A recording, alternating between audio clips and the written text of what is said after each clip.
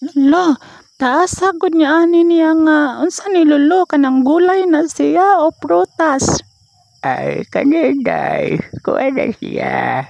Usa ka na siya sa putas, pero maingon-ingon po nga gulay. Kay pwede man nato siyang utanon. Ano, lauoyon ba kagawin nating ulam sa Tagalog pa? Maayo lagi day ka mo Tagalog, Lolo.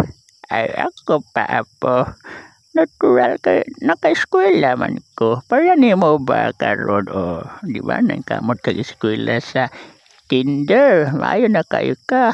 Oh, Lolo, nang kamot man ka kag eskwela kay gusto man ko maparehas ninyo inigdako sa akong mama, akong papa, ni kuya og ikaw pod Lolo kay daghan man kag nahibaluan. O nana na sa inday. Kani siya kapayas di. Daghan kay bitamina to makuha. Oh, naibagyo, tak-tak na